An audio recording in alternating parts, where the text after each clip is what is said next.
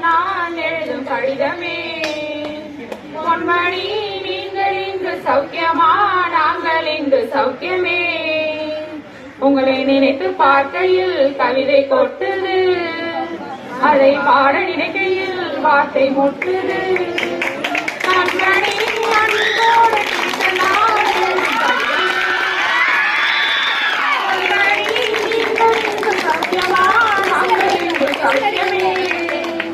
நம்ம ஸ்டூடெண்ட் என்னவென்று சொல்லாமல் எங்க எங்க மகிழ்ச்சி வந்தது.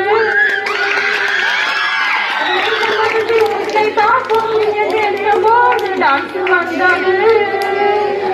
ஆசை உணர்ந்து கொள்ள இது ஆசதீனம் அல்ல, அதையும் தாண்டி புனிதமானது.